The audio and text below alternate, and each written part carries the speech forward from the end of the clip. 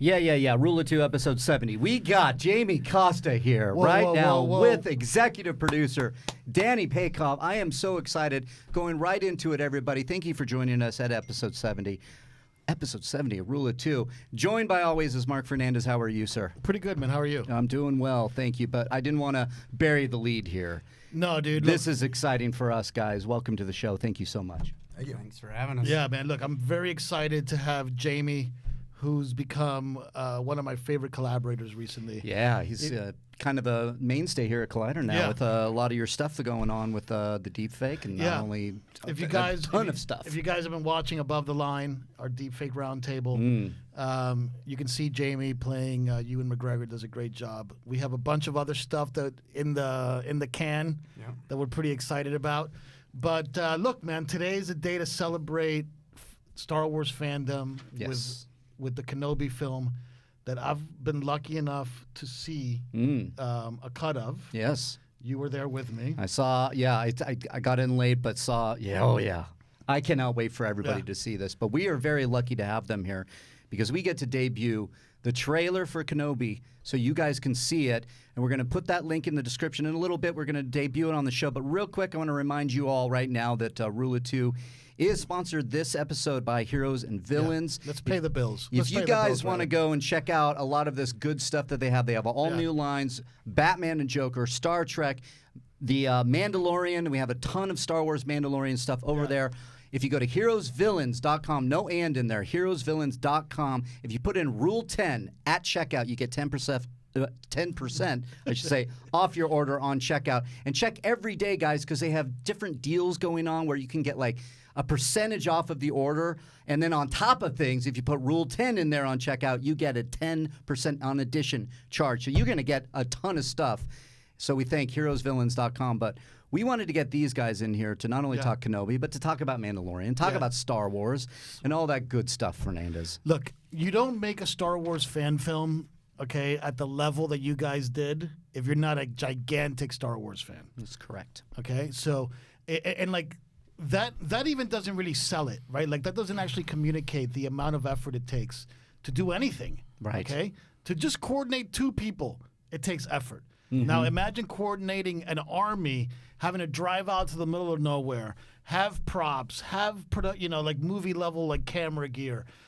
This is a huge undertaking, and it only happens out of the love for this incredible franchise. Absolutely. So, you can see it in there with what you guys did. Yeah. And we'll celebrate that today. We'll talk about that today. So, without further ado, let's do this. It's episode 70 of Rule of Two. Rise.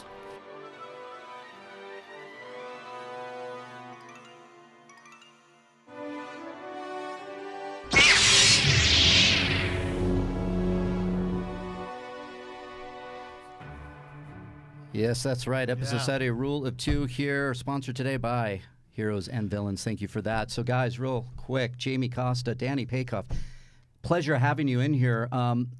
Jamie, when did you start this idea to do an Obi-Wan Kenobi fan film? What was, I know you did Han Solo. Was it around that time? Was it before the announcement of Kenobi series? How did this all start, and how did you get involved with Danny? Yes. Well, that's what's going to make this an extra special episode, talking about all of that. Yeah. It was conceived as hey, let's actually just let's do this. Let's start raising funds and everything.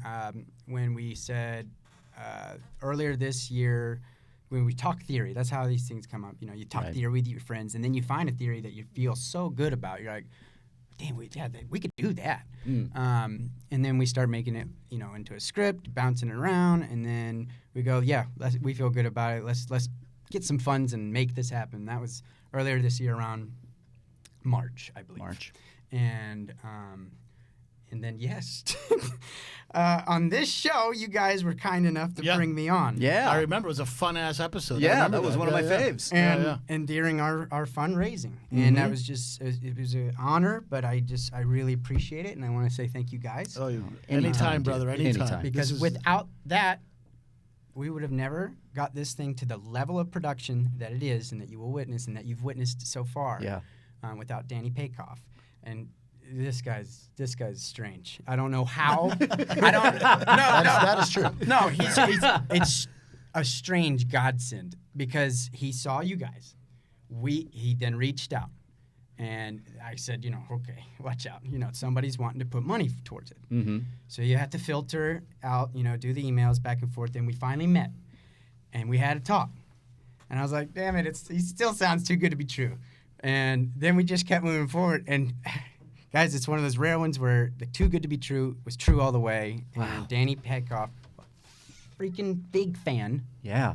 On the same page as everybody, and what this project honestly just tries to do as fandom, just brought it to the level that we could not have. And I'm not talking just funds. I love blowing smoke up as being because. Yeah. Oh. I love it too, buddy. Wait. Oh, we got George. Wait a minute. Oh, my wait a God. minute. Oh, George Lucas is here, George everybody. Lucas. Salty George Lucas is here. George Lucas. Say hi, guys. And, Such a fan. Welcome to the show, Thank you, Mr. George. Lucas. How are you I'm today? doing pretty good. I was here getting some donuts. So. Oh, good. Hi, how are you, George Lucas? How are you, Danny Peykoff? Danny Huge fan. Peykoff. Huge He fan. helped executively produce the Kenobi Yeah, Fan so Film. We both wonderful. produced Star Wars. So. Oh, good. With my lawyers, you're going to be talking. Actually, not my lawyers, Disney's lawyers. Yeah. I don't have to worry about it anymore. So you made a little picture? Yes, Made a little, in honor of you. oh, it's cute. You made it was a T-shirt? What was that? Yep. Kenobi. Oh, Kenobi good. Fan Film. That's great. What's this one about? 2 hours too long? What is it? No. Do you play Obi-Wan Kenobi? Possibly. I see it. You look good. Yeah, you look good. You could be a young Obi-Wan Kenobi. All right. That's great. Did you talk to Ewan about it, or does he know about this? Oh, it's all in celebration for Ewan. Oh, you guys are in so much deep shit. I love it. All right, guys. Well, guys, fellas, I know these two. Oh, he's got a shirt too. Yeah. Wow, Oh, it's yeah. almost like I'm you guys I'm are- repping the Kenobi. Interesting. You know how it is. Well, hey, it's out of my hands. George, guys. George, let me ask you a question because Yeah. I think this is very relevant to you. Yeah. You can even have a seat if you want. Sure, I guess. Yeah. Okay. George, talk to me a little bit about what the spirit of Star Wars was when you allowed all the fans to go out there and create these fan pictures. Well, like it's how did that true. all sort of come Well, about? that's sort of when YouTube and all that in the beginning. This is even before that. We had there was, Hardware Wars. You guys remember Hardware Wars? No. Mm. That was a short. Yes. You remember this? Love Hardware Wars. Augie Ben Doggy, ham salad. You Yeah. got it. Yeah. Mhm. So this was a guy who made his own film. They had sort of flying like an iron you used to iron your clothes. It became the spaceship. And, Mm-hmm. but it shot on film. It was a wonderful film. I think it's great. I think it's great. People are very creative. I think the things that like what Jamie's doing here is spectacular. It's way better than whatever crap they're doing now. I'll tell you that. They just took a wild dump on my work. But Unfiltered I George think- Lucas here. I think a lot of the fan films are better than the stuff that they're making now in the theaters. Oh, there it is. So, Oh, my George, what Lord. are you doing here at Collider once again? well, I'm just here trying to see if you guys score me a ticket to see the new movie. They won't let me in, so I'm trying to see what I could do. They won't let. They didn't give you an So invite. George, you didn't get a ticket. Disney did not invite you to Yeah, Rise of like, Skywalker. No, I've been talking a lot of shit about Baby Yoda. Yeah. Baby Yoda, it's How like dare you. a puppet, get over it. You know what I mean? Well, I'm sure we could do something to get him a Yeah, ticket. you I guys can mean, help me out. So also the donuts here are great. I love the donuts. very true. We'll get you an invite to the Kenobi Fan Film. Oh, that's great. Yeah, I'd love to see that. Can't wait for that. No, I'm joking. I think it's wonderful. It's actually the spirit of when we were young filmmakers, American Zoetrope with Coppola and De Palma and all those guys. We were young. We were independent. When I made my first film, THX 1138, it was. Oh, you guys can't hear me. Yeah, we can barely hear you, George. I want to Oh, get you I a little know. bit mic'd here. Hi, George Lucas, creator of Star Wars. There it is. I'll Finally. just say everything I said before. I think you guys are great, and thanks for all the love. And the new films are terrible, and Baby Yoda's stupid. It's a puppet. Get over it. And what else? Oh, I was going to spoil the end of The Mandalorian for you. In the final episode, Jar Jar Binks eats Baby Yoda. Oh. Good spoiler. He just eats him. He just looks at the camera and gives a thumbs up. Fade to black. Created by Dave Filoni. Da-da-da. No, I'm kidding. But seriously, Jar Jar ate frogs as well. He sure did. So it seems a little weird, but everyone's so excited about this baby eating frogs. Yeah. I did it first and better, quite frankly. But I appreciate what you guys are doing. It's a true spirit of independent film. That's what we all were when we were growing up and going to USC. We were making independent films, and so we had to do it ourselves, and that's what you guys did. And it's nice, we didn't have guys like you coming in and giving us the money. Well, I did. I had Coppola. Maybe you've heard of him, Francis Ford Coppola. Franny Copes. I call him Franny Copes. I'm pretty drunk right now, guys, so I apologize. But he helped finance THX 1138, my first major picture. Robert Duvall, ever heard of him? Oh, Yeah, I've heard of him. You show respect, boy. You show respect. I'm just kidding. You're a good kid. Anyway, here, I don't want to hold this thing anymore. I'm so tired. I'm so tired. I mean, look, this is what Collider's all about. We got George Lucas works here now. Yeah, you know. George Lucas works here. Yeah, imagine that. You weren't doing anything, George. We could have used you. You know. It's There he goes. and he's out. George Lucas, it is his nap time. So thank you very much, George Lucas. I guess that's there. Okay, here we are. So back to it, guys. Yes. Mr. Lucas, you can join in whenever you want. Enjoy your nap. Danny, so you got The this. next time George Lucas interrupts it when you're blowing sunshine at you, know, it was- Yeah, Come on. that is the way we do it doesn't happen every day, right? That's pretty honoring. I can't believe you were actually watching. So you were watching that Rule of Two episode where Jamie was on, and so what was it like for you? And how big of a Star Wars fan are you to do that? I mean, huge. I watch Rule of Two all the time. There it I'm is. big Thank enough you. to Thank spend you. Love it. several Thank you for hours that. a week watching your guys' stuff. You're the one. Yeah. No. No, yeah, it was kind of cool. Listen, I mean, I'm obviously biased because I just think that this short film is way above what my expectations were, and that would not have happened if it wasn't for you guys doing that show, straight up. So Thank you, man. it's cool. Are we talking about Phantom Menace? Are we doing Phantom Menace? I gotta go, guys. I'm sorry. George. It's okay, George. George, see you Thanks next for time. joining Yeah, I'm us. so sorry, guys. It was a real pleasure. Real Best of pleasure. luck to you guys. It's a great All right. film, I'm sure. He's the best. George, look, it's just like this is what being in this business is all about. When you can give guys like George Lucas a home. Yeah.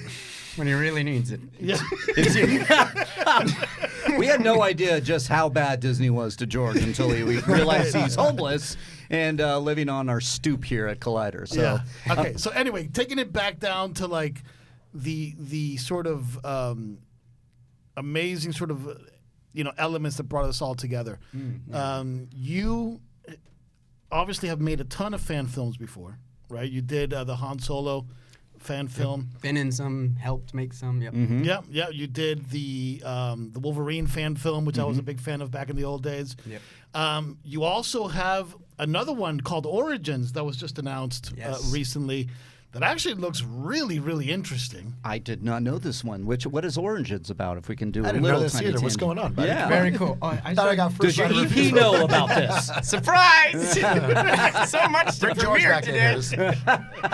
here. No, Origins has already been announced. I'm not spilling the beans. Announced, and I think I showed him maybe a little cut or something. In fact, we borrow a clip from my good friend Phil, who produced, directed everything on that from the UK. He let me when we were shooting that. He knew what we were up to, and he goes, "I tell you what, we'll throw the aerial guys up and get you some B-roll, and you might can have some of that if you want it." Awesome. Later down the road, we actually use a shot in our film, so there's a little bit of Morocco in the film, along with all the other brilliant locations we've got. Yeah. And Puerto Rico. yeah, we flew everywhere for this. we went everywhere, Disney stages. No, That's incredible. but yeah, and And I just realized the Origins film that you're referring to because I did see that trailer, and there it is. I'm glad with my research is ahead of me here. That comes out- It looks yep. amazing, my friend. Thanks, and that's man. is that an Indiana Jones kind of homage to the Star Wars universe? it's right? an homage to the origins of Star Wars / George Lucas inspirations. Yeah, to but George had Indiana. nothing to do with it. George Lucas had. Yeah. Listen, That George as much Lucas as had I want nothing to bring to do him back with it. in and talk it, Yeah. no. George had nothing to do with it. But it was really fun. And I actually have seen that cut of the film, and it's really, really good. It comes out later this week, and yeah. It's fun. So Danny, tell me a little bit about your background with Star Wars. Yeah, I mean, I probably pretty similar to everybody who, to your typical Collider fan base. Yeah. My first memory of my life is actually Star Wars based. It was, I have 7 older brothers, and it was Return of the Jedi, so I think it was May 25th, 83, something like that. Is that, I don't know. And I know that's the original release date. Yeah. But, and I was 4, and all my brothers went down to their first screening, which at that time was 10 a.m., and, we lived on this big hill, and I was really upset that my mom basically wouldn't let me ride my tricycle with my brothers riding their bikes. And so, she ended up taking me to, I think, the 1 o'clock screening or whatever was next. and just going in there and seeing the shuttle land and all that stuff. It's really the first thing that I remember. And then walking out of the theater in a matinee and not understanding why my eyes, it's great. Yeah, man, spending the night a week in line for the Phantom Menace in Newport. Did you really do that? I really did. Oh, yeah, wow, man. I'm a level 1 geek, bro. Before it was cool being a geek, too. Right, exactly. Newport, Connecticut. Is that where you're from? No, Newport Beach, California. Newport Yeah. Beach. We It's just actually the East have Coast. a lot of The connections. East Both Coast grew up guy. in No, you're from Newport. No, Newport, Rhode Island. Newport, Rhode Island. Rhode right, yeah. Island. Yeah. No, we grew up in Orange County together, so we kind of know the same kind of area and everything. That's so, cool. so Danny, years later now, as you know, you remember the original trilogy and obviously the prequels. What is your favorite Star Wars movie? It's Empire. It's Empire. Yeah. I figured, right? If it's not my favorite, it's certainly the best. Obviously, the original Star Wars has a special place in my heart. Yeah, I mean, I think it's a pretty big drop off after that. But Right. I loved Rogue One. I love most of Return of the Jedi. Most of Return of the Jedi. Okay. Yeah. And, I love speaking into microphones. yeah. Properly. It takes a little to get It's all getting good. used to. The Rule of Two Army out there. Sorry about this, guys. We got a lot of people in here. We're trying to have a fun time. Some people were complaining that they couldn't hear George. Right. I saw that in the chat, and we thank you. apologize about that. It was nothing but filth coming out of his mouth anyway. Yeah, it was. We had to Probably get, for the get best. that. Yeah, we had to get the mic away from him, and he needs his nap right now. So Yeah. But thank you, Rule of Two Army, in there. I am reading some of your thoughts and chat, so we can take some questions maybe later if you'd like. But Sure. Continue, Mark. So one little follow-up question. So how do you take the leap from being a lifelong Star Wars fan into saying, hey, I want to get involved with a fan film that's not about money, that's not about ROI, that's purely about expressing a point of view inside the Star Wars franchise? What motivates somebody to go in there and do that? Yeah, so I've always thought that story, like sort of headcanon, as Jamie likes to say, always existed for me. Like, okay, well, if he's out here, 18 years or whatever it is, out in this little hut hanging out, like something has to happen. He doesn't just sit there and booze all the time or whatever. Like go to the cantina. Right. Something has to go down at some point, right? And so there was always sort of that little germ of that idea was always there.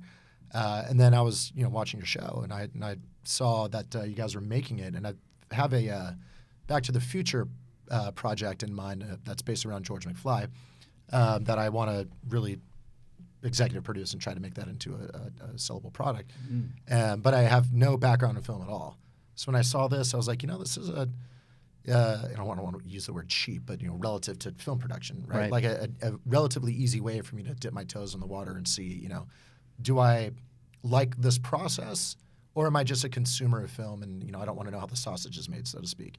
And I couldn't have had more fun doing it, and I couldn't have been more impressed. I know that sounds all cliche, like, ooh, everybody's super talented, but like, dude, I was blown away.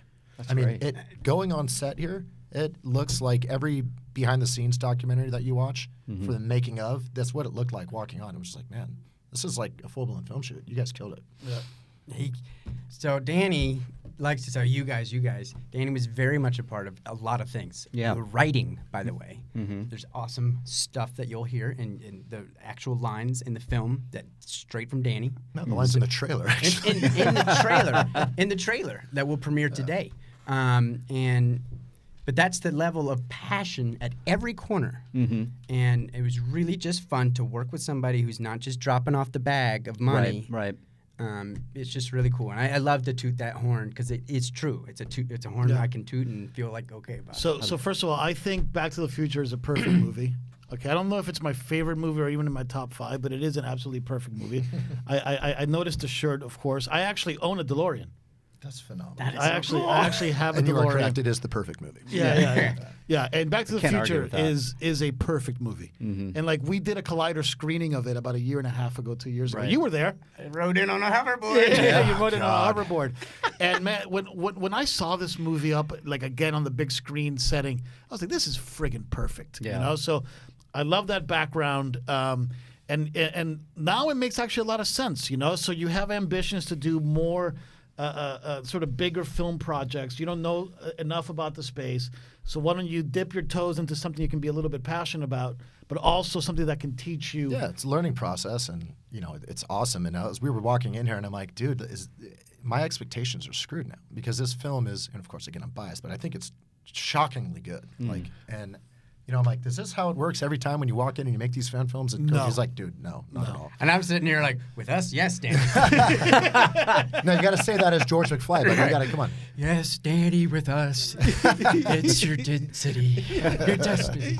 So when you got involved, Danny, how far along were you? Was the script done? Because Jamie, you said that he No. collaborated with you. So we were drafts in. Okay. But it was definitely not where I wanted it, and it was good. It's been a great process, but he helped elevate everybody. I mean, it's just super cool how it just escalated even into production. He can tell you he witnessed on production, man, a whole nother wave of passion hit, made me feel the project way more special.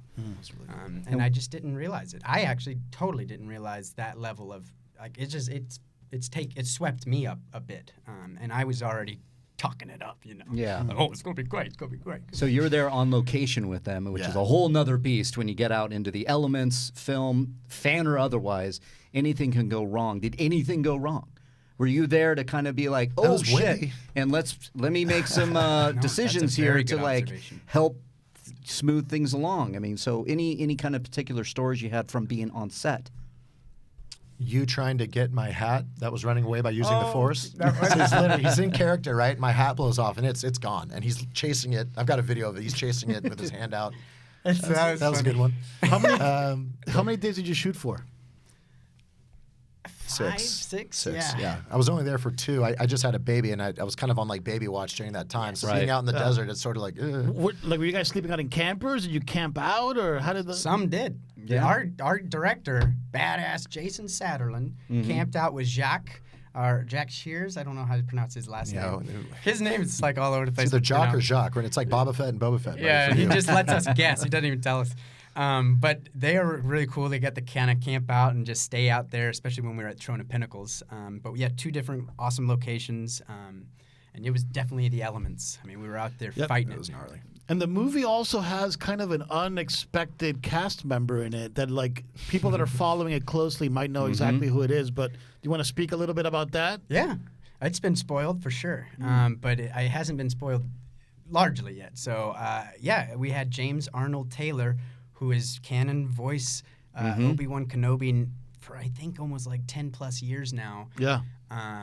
And he was so cool about coming on and talking about another wave of awesome energy and passion and just like, what? Really? Okay. And he came on and nailed it. That's Dude, he's so good. fantastic. And so he's an actual actor in He's it? on Yeah. screen Oh my and just God. does Yeah. a very interesting role for it. Yeah. So it's really cool. Interesting. He actually got, while we were on set, here's a set story for you. Mark Hamill was tweeting about our project while we were on set, which is You can't do better than that. Yeah, it was- Unreal. Thanks to James. He's Yeah. sitting there like texting with Mark Hamill and like showing him a picture of him, of the young Luke we have. And like was Mark tweeting Hamill, about it. He was- Yeah, Mark yeah, Hamill goes, jeez. I approve on Twitter or whatever of this hashtag mini me. So that's so amazing. what was your one goal that you had when you set out to make this picture? Well, let me tell you, I didn't realize the goal. It became more so in my mind, like, oh, that's the goal. He mentioned if we can make that a meeting once we had, he's like, guys, if we can just make A New Hope better, if we can help serve it up, just like Rogue One did, serve it up, cater it up, we've done our job. Right. And I just was like, that spoke to me, and I've been saying it around ever since because I'm like, that's true. And it's the spirit of Star Wars for me too. Before that, it was just like, man, I just want to get out of my system how I feel about Star Wars, Yeah. and how I think a lot of folks feel about Star Wars, and just get it out of my system, and just because this was before the Kenobi series was announced. Right. It's one of those things where I was actually hoping if this came out, it would nudge the idea of putting a green light on the Kenobi series with Ewan McGregor. Like, that was like my dream. And now that they announced it, I was just like, thank God, that's so cool. Yeah, because I was going to ask, did it change any of your planning? Did it stop you? And it only seems enhanced and shot you in the positive arm as well, just Only wanting to helped. make it go. Yeah. Only helped because it's just kind of fun marketing, like it's a talk point right now, and it's really cool. Personally, I'm selfishly very interested in seeing Ewan McGregor come back as Obi-Wan Kenobi. I think we all are, man. I think we're all super hyped about that. So look, why don't we give it like a 5 little minute countdown here? Okay. You know, for everybody there in the chat, in 5 minutes we'll play the trailer. Perfect And timing. then after we play the trailer, you can find the trailer on Jamie Costa's YouTube channel. That's youtube.com/Jamie Costa. We'll also have Link will be in the A description. link down below. As And it like, look, premieres. for me, my big takeaway is, I obviously have all this headcanon going on in my head all the time, and like all of, like that daydream. Like if I got the keys to the castle, how would I decorate it? What would I want to do with it? And like that's an endless spiral of inspiration. I mean, musing off of Star Wars is such an incredible, incredible thing. And typically the only way that you can actually, for the most people, the way that you can actually exercise that demon, so to speak, is through video games, right? Because video games, you have a lot of role-playing capacity, especially the multiplayer ones, which is why I'm so partial to like Star Wars Galaxies, because you had a community where you were, even though people know that you're people, you also kind of role-play a little bit into that Star Wars good guy, bad guy thing. Yeah. And that's about as far as it goes. The next level up, right, you have people that do these little animations, fun things. Then you have people like us that just talk about Star Wars. But then you have people that put it all on the line, like you guys, and go out there, spend real money, real time, and put it on the line. Because when you put this much effort into something, it becomes that much easier to critique it and to shit on it. So it's a lot more vulnerable. Oh, very. Yeah. You know what I mean? So to me, that's awesome, man, because that's what the creative process is all about. It's all about taking that leap and being as vulnerable as you possibly can be, and then hoping that the audience reaction to it teaches you a little something for the next one. Right. And it's interesting you bring that up because it seems like lately there's the divisiveness of the fans with the Disney movies. So did you worry about that going in, or... I've seen almost a resurgence of some of these fan films because it seems like the fans are a little bit more welcome of kind of outside the Disney bubble takes on this property. Did you have any of that in mind when you're writing this, or is it just like, nope, this is coming from here, fuck it, I'm doing it? I think that's it. Yeah. People can take whatever they want from it, and I think there's nothing in there that feels divisive, which is what I'm really proud of as well. Because I'm all about let's do this all together. We're all in on this, Right. And so, like, I really think everybody, on whatever side of the aisle you're on, they're just gonna love it. I think it's very special. It's tender. Yeah, it's got real heart. So look, are we ready for it? Well, we got 3 minutes, 2.5 minutes now, but if we want to just say screw that and play it, because I think Hold on, a let me lot of see people Cody, are in there. Cody in the booth, are you all queued up? Yeah, I can play it whenever. All right. Well, I think people are just really into this. They want it. So let's do this. We're going to debut the Kenobi Fan Film trailer here for you right now.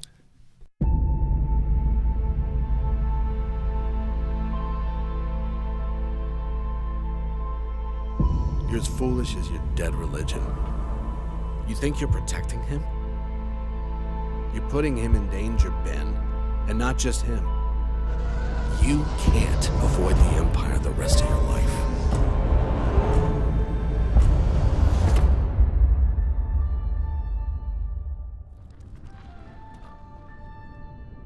Hello there.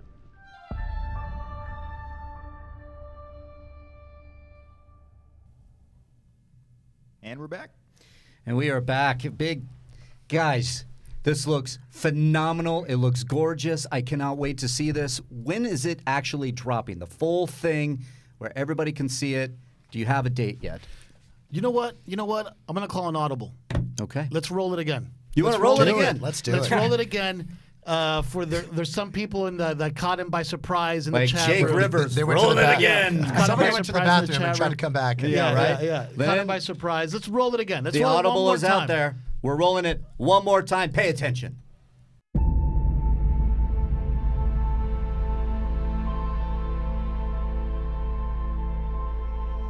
You're as foolish as your dead religion. You think you're protecting him? You're putting him in danger, Ben. And not just him. You can't avoid the Empire the rest of your life.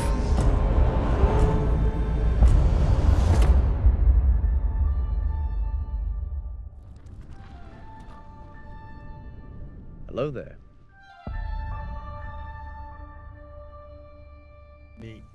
And we are back again. Yeah. Thank you, everybody there in the chat. We see you. We see your reactions. All of you rolling it again. They wanted more of this. They're saying, I see so much positivity here.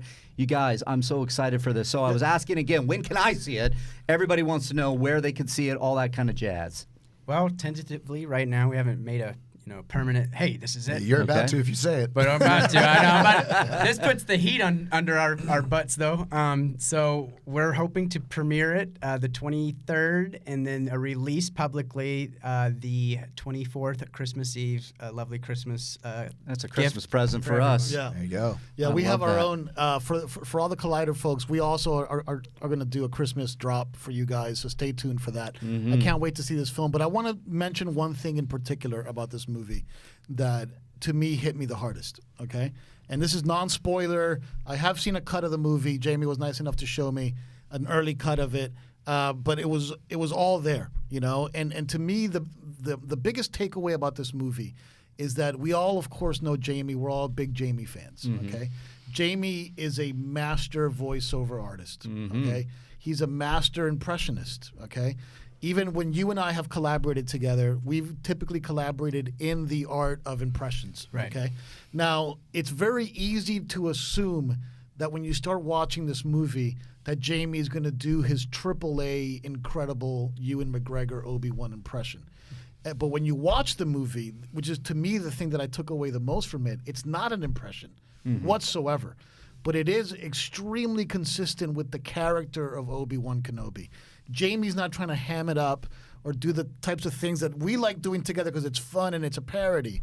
This is a very serious piece about the state of Obi-Wan's mind in this deep isolation on Tatooine, where his only task is to take care of Luke Skywalker from afar, and the conflict that he has a little bit with his foster parents, right?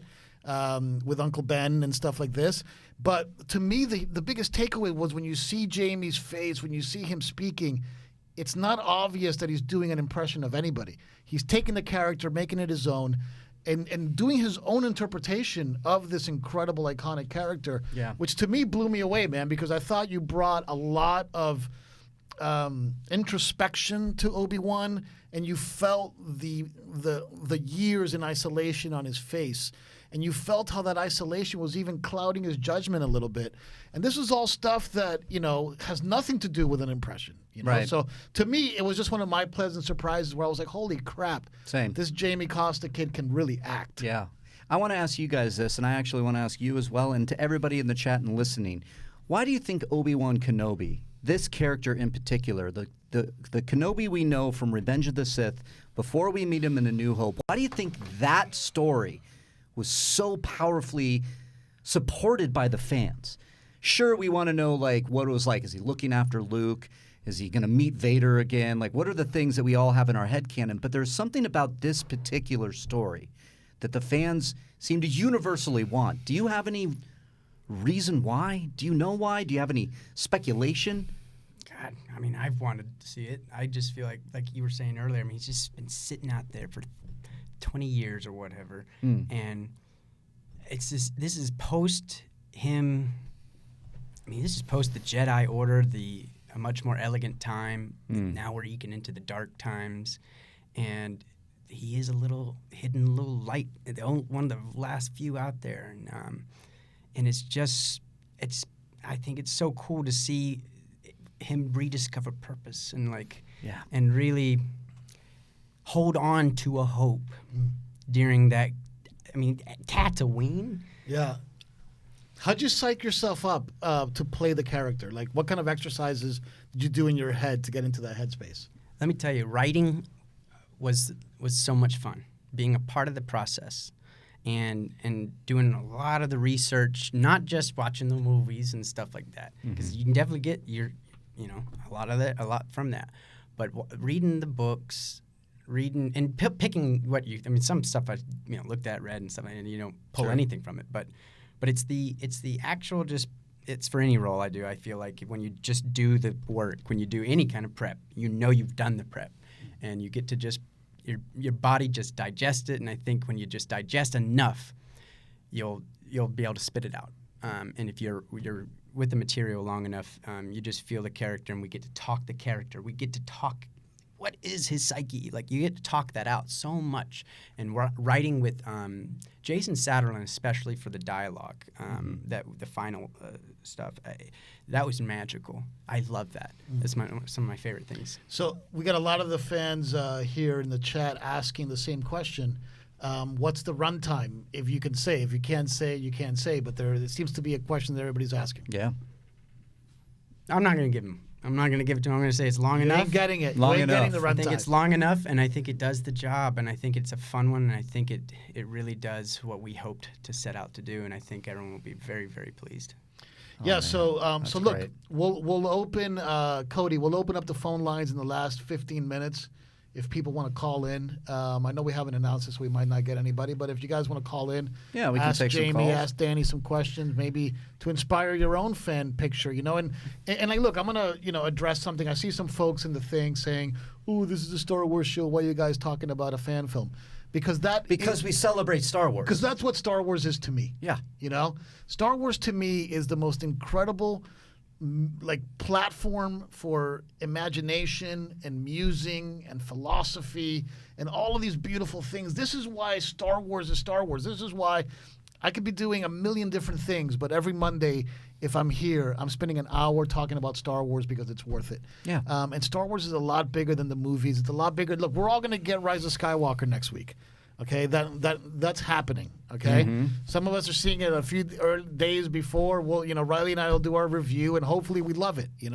That's the ultimate fan film, because at this point, let's face it, it's all fan fiction at this point.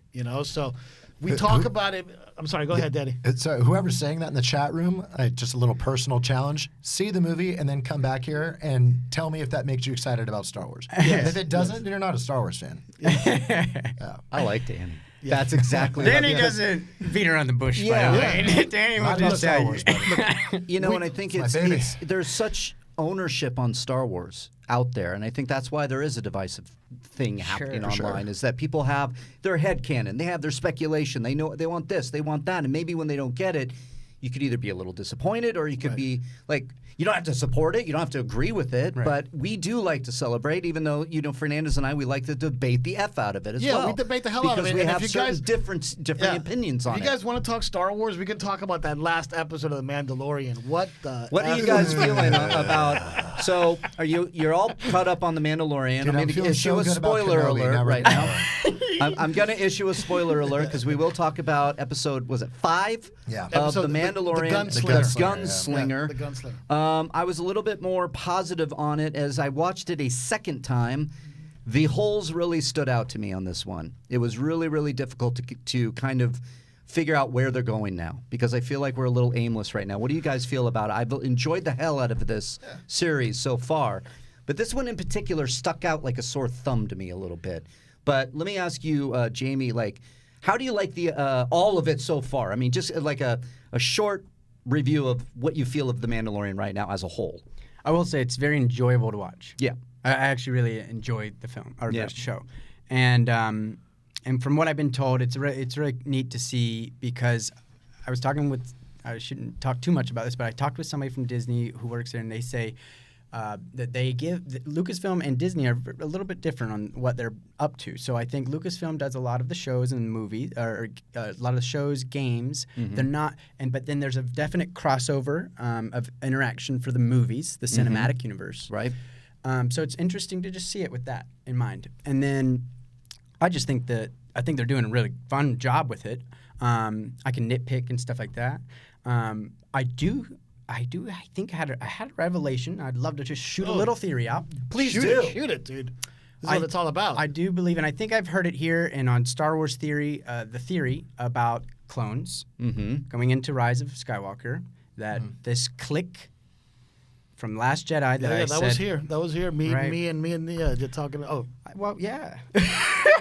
But, from that, I said... bleep that. Yeah. What's that? Yeah, he doesn't like to say his real name. That's all right. That's all right. But that clique, Last Jedi, and the tons of rays in that clique. Yeah. I said, but I never got anything from that, and I got a little bit upset about that cave scene because I didn't get anything from it.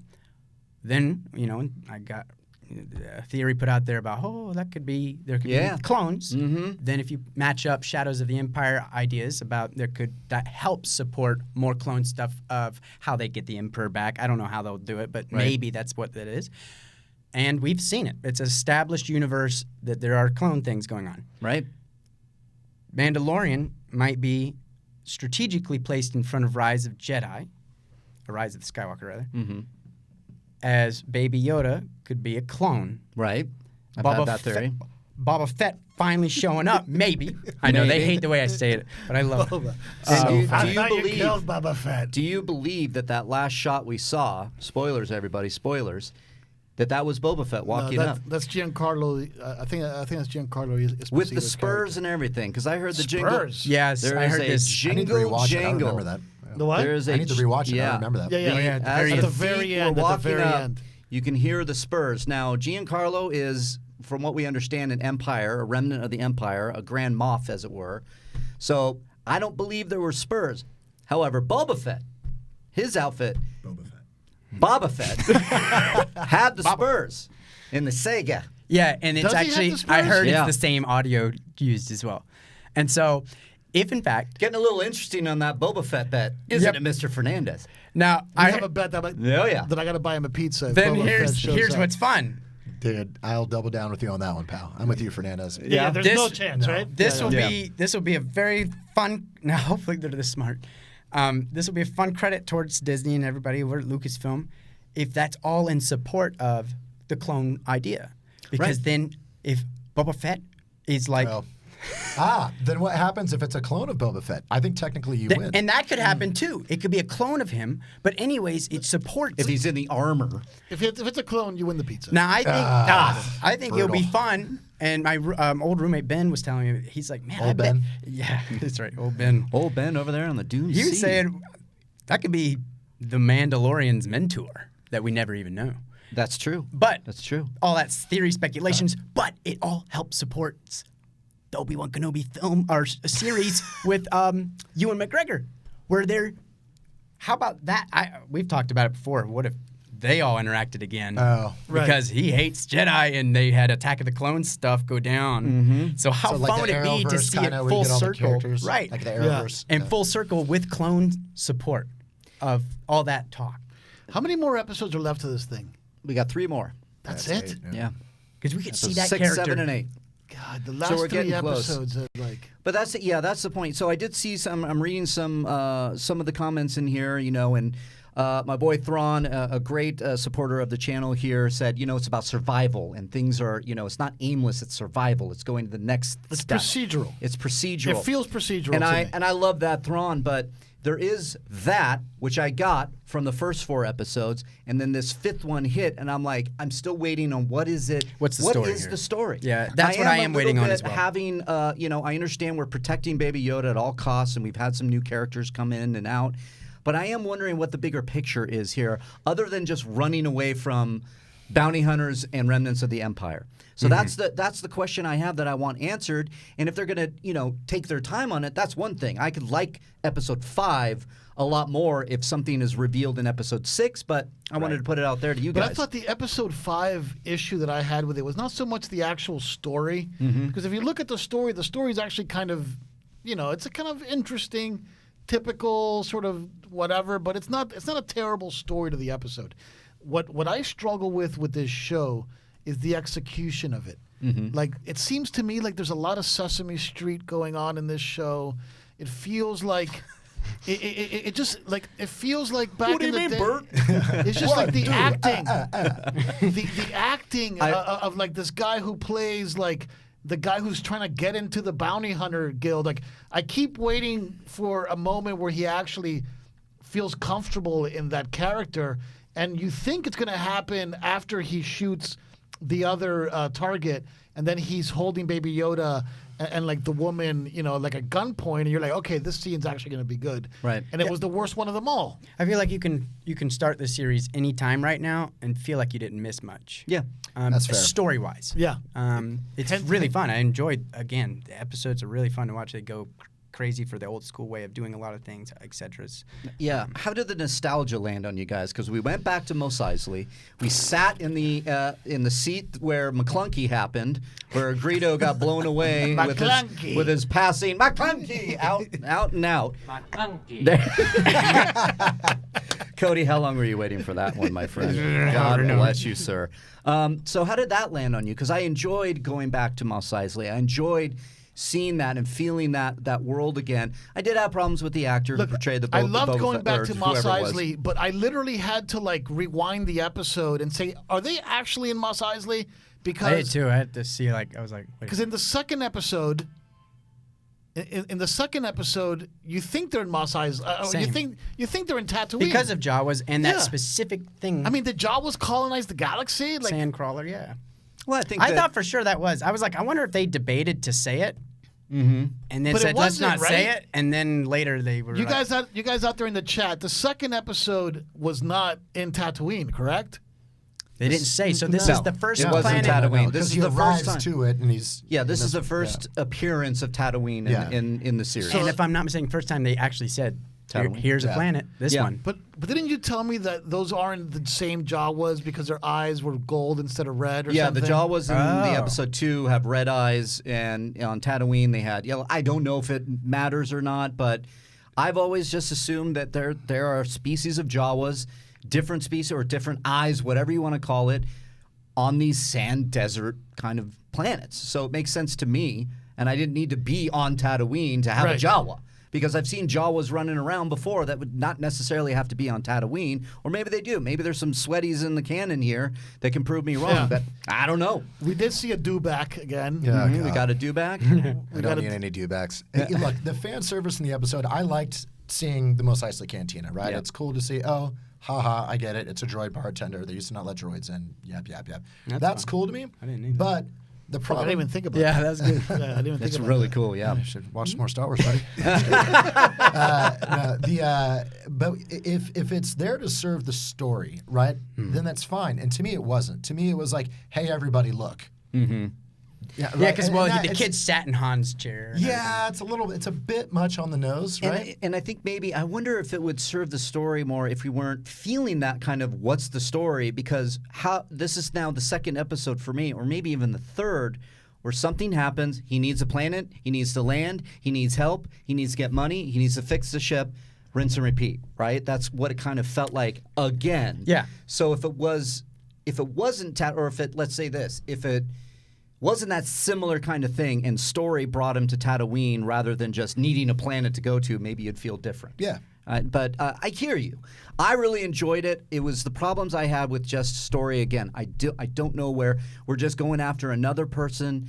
I'm not really sure how they're connected. I've been waiting for Giancarlo's character to show up ever since episode 3, which was by far one of my favorite episodes of all time in Star Wars. I think, a great Star Wars anything. When the Mandalorians show up and help him, this is the way. Learning more about the culture. That was cool. How the Mandalorian makes that choice to save Baby Yoda. That all worked for me. great. And now I've been waiting for the fallout from that rather than just random people keep showing up to try to take him out and nothing really happening other than getting wounded, getting the ship and landing it and needing to take some time to fix it. How much do you guys think that the half-hour runtime kind of messes with that, right? Because there's only so much time you can. Like, I'm loving Watchmen, right? Oh, yeah. Watchmen is one of the It's best unbelievable. series of No all time. spoilers because I'm not fully caught up. Oh, boy. Dude, yeah, it's because so that's good. a It's whole so I've other heard podcast. good things. Yeah, it's it's great. incredible. So, to your point, Danny. Yeah, it doesn't. It's a little. You watch Watchmen, and there's just that extra 15 or 20 minutes or whatever it is gives you a lot more meat to work with from a narrative perspective, right? Yeah, I would say that for me, I don't even think the runtime would matter because I feel like They it's actually just wrote some more story. maybe. I mean, because I feel like they've already mapped it out. We already know in 30 minutes to 45 to an hour episodes, what have you. I just feel like at this point in episode 5, and we're still at this particular point in the story, I don't know if a runtime would do any different. I mean, maybe we would be a lot further in story. We'd be off and past, and his Moff character has been involved in this, but I don't know. It feels like it's been mapped out on purpose. I can't help to think that we were sold a slightly false bill of goods with this show, just a little bit. I think Okay. people. We made that decision to say it's Game of Thrones in space, and that must be an hour. They never gave us that information. They never gave us that information, but they did tell us that this was the first ever live action television show. Right. Okay. Now, when Star Wars says we're going to make a live action television show for the first time ever, I think it's within reason to make a few assumptions. And I know assumptions are dangerous. Right. But it's within reason, okay? I think so. And one of those reasonable assumptions is that it's not a 30-minute show. Yeah. Yeah. Because it's just I like, agree completely. because how many 30-minute dramas are out there? Like No, how many, usually in television, Right, not many. 30 minutes, not that 30 many. minutes It's is usually a comedy, yeah, it's usually like the dramedy, your entourages, your you know, Right. like your or your animated series, Rebels, Clone Wars with Dave Filoni. So I understood maybe that's where they landed. That's where Look, they wanted yeah. to actually. This is kind of like the take, and actually somebody in the office said this, and I'm not going to say exactly who it is because I don't want their Twitter to get destroyed.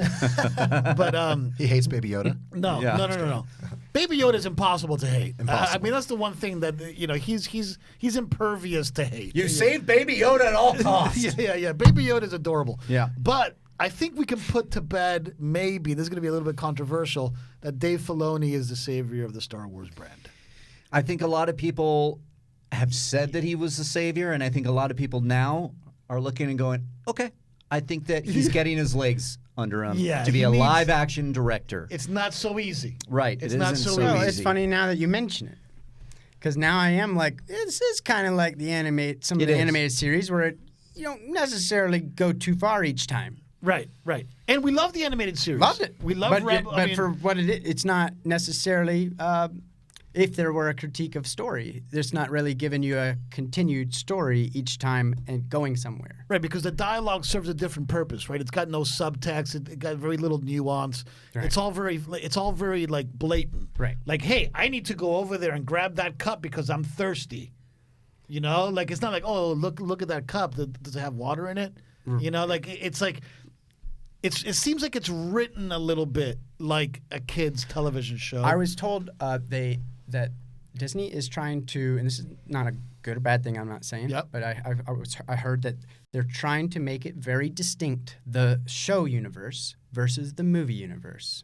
Period. Okay. Yeah. The look and the feels, everything. And so I find that interesting.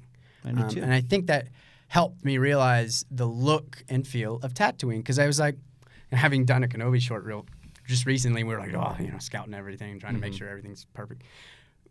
I was like, from what I would understand, those sand guys would be more in the Jedland wastelands and stuff like that. Cody, do we have a caller? No calls. No caller, right? Oh, No. there we go. Yeah, we do. We do. We do have a caller. That's You're exciting. on Rule of Two. What's your name? What's your question? My name is Kimberly. I'm calling from Seattle, Washington. Hey, Kimberly from Seattle. How are you? I'm great. How are you guys tonight? Good. Awesome. Good. What's your question? Well, it's more of a comment on the last episode of Mandalorian, and I know that it's getting a lot of hate, but I thought it was a fantastic episode in the fact that we see Mandalorian accepting his responsibility of this child and knowing what he has to do as far as being a father. That's a good. Hey, I can see that now, and I can understand you liking it. Go, Fernandez. But just to push back just a little bit on that point. Now, if that's the Mandalorian is embracing this thing as a father, okay, he's pretty quick to go grab this bounty and take this fool that he knows nothing about to travel halfway across Tatooine to bring in a bounty and leave Baby Yoda. Yeah. With like some completely random stranger and a bunch of these little mech droids, right? Yeah, So- that really There's a lot of faith in got me. Baby Yoda. That really got me with the character of the Yeah. Mandalorian. So For what are him your to thoughts leave, about that, Kimberly? leave Baby Yoda kind of unattended. He's okay. Yeah, he didn't Yeah. read what to expect without I- expecting, right? Obviously. Yeah. Sorry, Kimberly, go He's for a it. new No, sorry. He's a new dad, so I think Right. he's just, I love that. with new parents. I'm not a parent, but I am an aunt, and I've seen like the struggles that you go through being a new parent. You know, like somebody just trying to find somebody to watch the kid for an hour, trying to, get a job and provide for your kid is difficult. So Yeah. that's where I'm coming from. It's like, okay, yeah, he had to go do this mission, but he went for the money. He didn't go to help this guy. It's a great point, Kimberly. Thank you very much thank for you your call. Kim. I can see that too. I like putting it in the guise of like what we can understand. The Mando is a father right now, and it's like he's tired, and the kid's peeing all over the place, and he put the kid down and walked away. I mean, sure, I can see a little bit about that. I'm looking at the chat though, saying that this kind of idea of like accepting responsibility kind of happened a couple episodes ago, right? I don't know what you guys think of Yeah, that. that's when he went to go get him. Is when that happened for me. Yeah. This could be another level to that, but yeah, that's what I was gonna think as well. It's like, well, we've kind of seen that step. Kind of seen it, but to each their own. And I think because there's so many wonderful things that I got from the episode. I love that Kimberly liked this episode as well. Yeah. You're on Rula too. What's your name? What's your question? Hey, you guys. This is Jason Tucker from Denver. Hey, Jason from Denver. What's your question today? Hey, real quick, man. You guys do some amazing creative work. You brought on two guests that are doing some amazing creative work. We're talking about The Mandalorian, which is amazing and creative. But I do kind of share with Fernandez's critiques.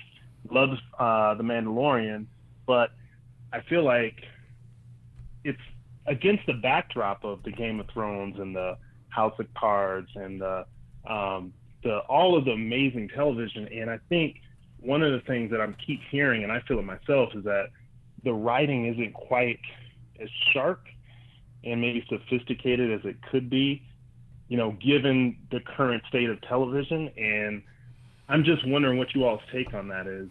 Yeah, I think man. a lot of critiques that I have to do with character choices and character motivations and characterizations. One of the big things that I have as a challenge so far is I don't really know why I should root for the Mandalorian right now. Like, what is he good at? What is the thing that I can identify with him as a character? There's a lot of plot stuff, but it doesn't seem like the characterization is really there. Yeah. And I kind of feel like maybe like a writer's room for season 2 could really help, because it sounds like there's like Favreau and Filoni and maybe one other person, but I think a lot of that could be worked out with a couple other people, the pressure test. Right. Yeah, man. Creative on the storytelling. Cool, man. Thank you very much for your call. I have some thanks, thoughts Jason. about this real quick. Yeah, I at least want to bring up this. This is the very first live-action Star Wars series we've ever seen, right? Yep. And that maybe some feel sold a bill of goods that wasn't exactly what it was advertised. It was a shorter episodes. We don't know. I think that Lucasfilm is listening very intently right now, and I wanted to put it out there about the idea of a Kenobi series, Cassian Andor series, whatever else is coming in the future. Do you think it will be longer? But I think to that point, we are going to get. They're finding their ways right now in a way that is different. But to this caller's point, I think this caller kind of hit it like on the head, and it's a pretty obvious take if you think about it. And he's absolutely right. The standard of quality of what people are putting out there on television right now is so high. Yeah. Okay, things have changed so much that when you look at this show, and we kept hearing $10 million an episode, okay. $10 million an episode. Where's the money? It looks good. It's a good looking show. there. Yeah. For $10 million? I did question look at what you guys did. Okay? For $20 million. 50 million. Whoa! You guys You hired made for something. a fan film for $100 million. But look, I think it goes back. I think it goes back to what we talked about last week. And if Star Wars is embracing this, and this is the reality that we live in Star Wars, then I'm okay with it. But ultimately, Star Wars, just like George Lucas told us all at Star Wars Celebration in 2016 in Orlando, I believe it was. I made Star Wars for 12-year-olds. Yeah. And if Star Wars is indeed for 12-year-olds, and Lucasfilm is embracing that on the live-action television side, then it makes everything fit and make sense around what the Mandalorian is. There's a lot of smart 12-year-olds these days, though. Yeah, fair enough. 12-year-olds are a lot more mature these days. But you can see as a 12-year-old looking at that show, right, how you would perceive it differently than I we're agree. watching. I mean, that's fair. I mean, look, it sounds like I don't like the show. I absolutely really enjoy the show. Yeah, yeah. But I'll say this: my buddy doesn't have Disney Plus, and he's like, everybody's freaking out about the Mandalorian. Mm-hmm. You know, like, what's it about? And I couldn't answer that question. Like, what is the actual story? Yeah. Right, and that's kind of my problem. I should be able to. What's Star Wars about? The first trilogy. It's very easy. It's this guy. He's an orphan, right? Yeah. I can't do that with this. He kind of has a parental need to help out this Baby Yoda, which we don't really know what it is yet. Blah blah blah. But like, what is the actual arc? I don't know what it is. You know, Dan, I think I'm with you now after this episode, more so than I was, because I would say, well, it's about him, you know, embracing his past, embracing the culture, and then walking away from that for the better good of protecting the unknown, because he doesn't know what this is, right? The calling of this the calling new thing. of this new creature. It's powerful. It's magical. He's not aware of the Force, so this was something very confusing to him. But then this last episode happened, and I'm like, well, okay, like what? Like I thought we would get more, so I'm a little less on that, because it's him protecting Baby Yoda, and I've seen some people in the chat saying, "Hey, you can you're bringing up like the old Hulk series where the Hulk wanders, The Highway to Heaven, you know," and I like that, and you know, that teach their own. Right? Yeah. To each their own thing. And enjoying this, for me, this one episode took me back just a bit, where I'm like, I do want more, because I do want to be able to say it's about his culture and this and that, and fill in a little bit more blanks. So look, I want to, you know, we're out of time here, but I want to do a few things before we leave. Okay. Number one, I want to roll the trailer one last time. Okay. I want to roll it one last time. We still got 600 people in the chat room. Maybe there's a few that didn't see it, so I want to roll it one last time. Number two, the next time you hear a rule of two, I guess not, because Monday. All right, so full transparency. Monday, I'm going to the premiere. Okay. A week from today? A week from today. You son of a. 1 week. Okay. Yeah, you're seeing it Tuesday. Oh, I am. Okay, Yeah. cool. Then Tuesday, you and I are going to go see it again. Well, first time for me. First time for you. So next Monday's show, maybe we talk. I don't know what we talk about, but look, we could talk about Jedi Fallen Order. You finally played through it. I played through it. That's a great story. Have you guys played this game? I started, but I just haven't sat down with it too long. It's tough. It's a grind. It's a tough game. A lot of Zelda, a lot of Breath of the Wild kind of like stuff before you get to the story stuff. Yeah. There's a lot of nav puzzle grinding, But man. it's good. I like it. What dig it. a very cool story. A very cool story. I'd love to do a whole episode talking about the Fallen Order story. So maybe I'll wait until you play it. Maybe we'll do that next year. Settings. Oh, yeah. I like the setting a lot. Yeah. I The can't graphics wait. are gorgeous. The Jedi combat's incredible. There's a lot to like about that game. But look, without further ado, let's play it one more time, Cody. The trailer for the new Kenobi fan film.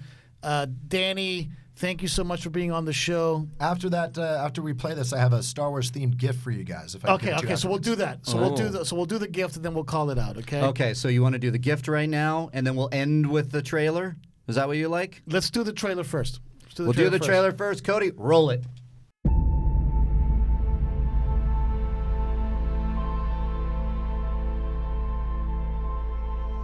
You're as foolish as your dead religion. You think you're protecting him? You're putting him in danger, Ben.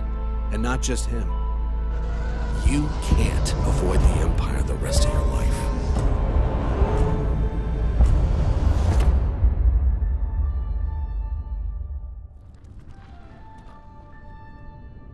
Hello there.